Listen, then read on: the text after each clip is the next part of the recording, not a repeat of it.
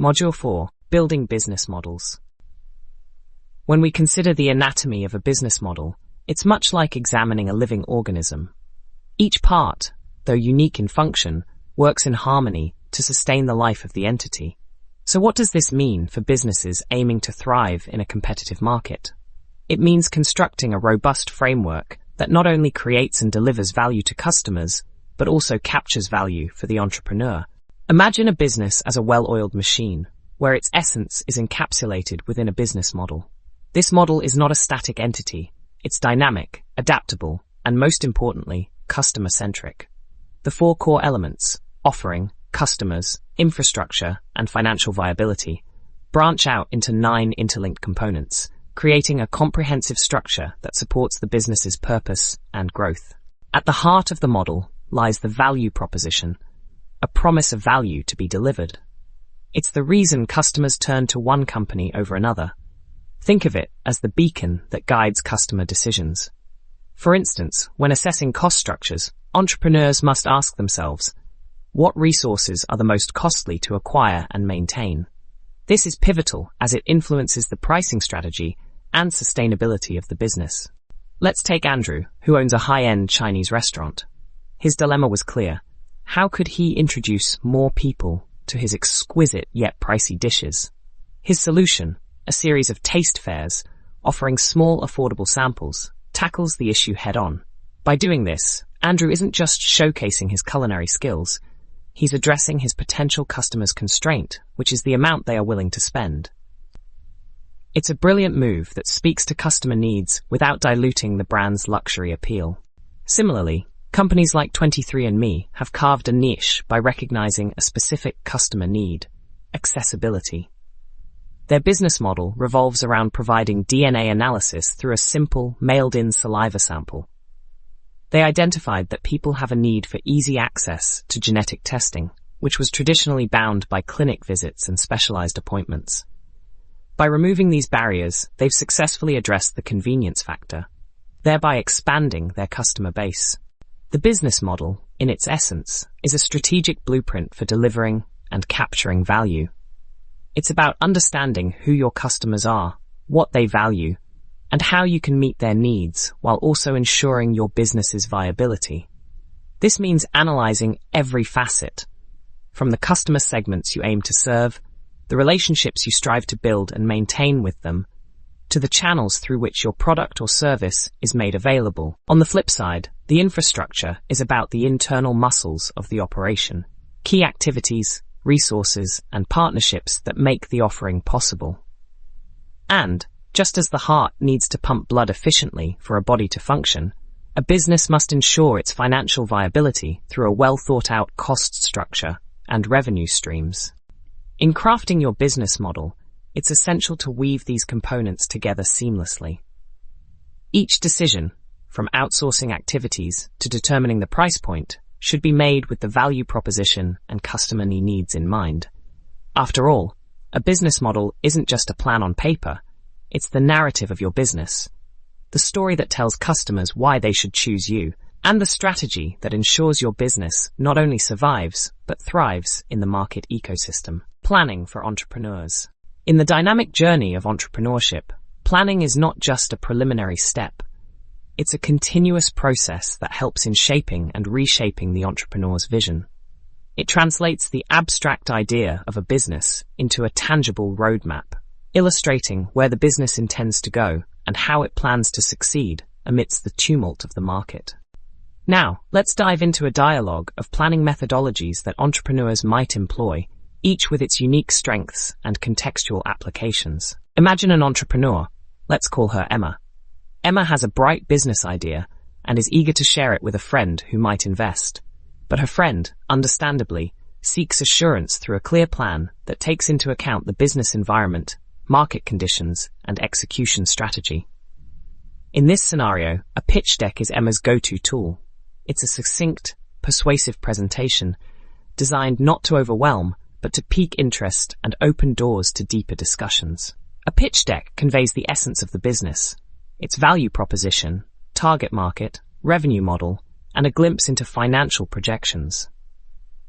This is the canvas where Emma paints the potential of her venture, not with exhaustive detail, but with bold, broad strokes that highlight why her business stands out. Now, consider David, another entrepreneur, whose passion for technology led him to start a venture centered around computers.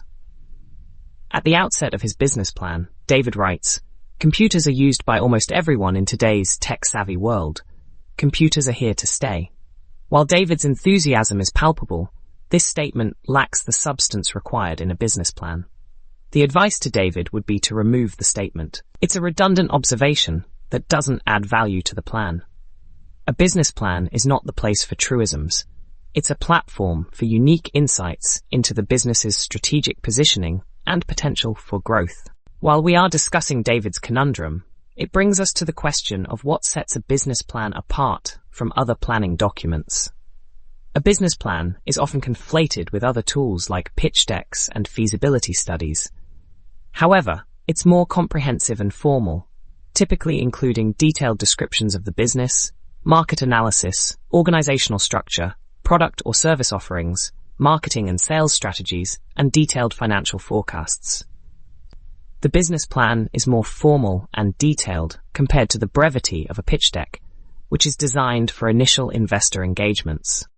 The timing of the business plan is also crucial. It's a common misconception that a business plan is the first document an entrepreneur should create. In reality, business plans are usually drafted after the feasibility study and pitch deck, when the idea has been validated, and there's a clear understanding of the market and the business model. It's a document that comes to life when the entrepreneur has a clearer vision of the business's operational and financial details. So, when Emma or David sit down to map out their entrepreneurial journey, they have a spectrum of planning tools at their disposal. From the back of a napkin sketch that captures the eureka moment to the formal and detailed business plan that acts as a blueprint for growth, planning in the entrepreneurial world is as varied as it is vital. The key takeaway for entrepreneurs is to recognize that planning is not a one-size-fits-all task. It's a multifaceted process that adapts to the stage of the business, the audience, and the specific needs of the moment. Whether it's the simplicity of a sketch or the depth of a business plan, each tool has its place in the entrepreneur's toolkit, ready to be deployed when the time and purpose are right. Creating revenue models. In the complex tapestry of business, revenue models are the threads that highlight exactly how a company earns its income, translating the value proposition into financial gains. Unlike the broader strokes of the business model canvas, which outlines the overall strategy for delivering value, the revenue model zooms in on the monetization aspect. Let's explore this concept through real-world examples and strategic insights that will also shed light on common pricing strategies. Consider Massage Envy, a franchised spa network offering massages and facials. They incentivize customers to commit to a monthly service through discounts, weaving the classic subscription revenue model into their operations.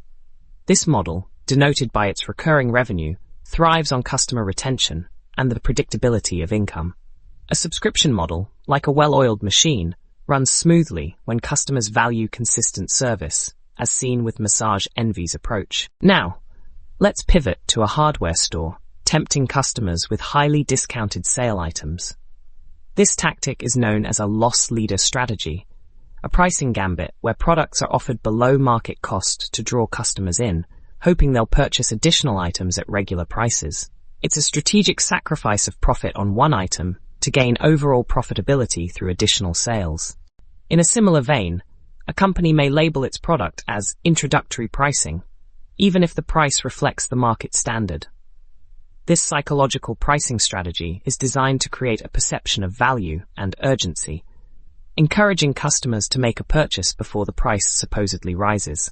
It's a subtle nudge, suggesting a special opportunity for the customer. Now, imagine you are launching an ergonomic chair designed to reduce back strain, a product with a clear value proposition. Setting the right price requires a dance between cost, value, and customer perception. You would look at competitors in ergonomic furniture, absorbing their pricing experiences like a sponge. Engaging with customers who have previously invested in similar chairs offers a wealth of practical insights, with helping you gauge the perceived value of your product. Additionally, consulting with friends and family can offer a more personal perspective on pricing, akin to a focus group reflecting potential customer sentiment. Ultimately, you aim to align the price with what your customers are both willing and able to pay, ensuring that the chair is not only comfortable for their backs, but also for their wallets. Each of these examples illustrates a different strand in the web of revenue models and pricing strategies. A revenue model is not simply about assigning prices. It is about crafting an approach that resonates with both the company's goals and the customer's needs.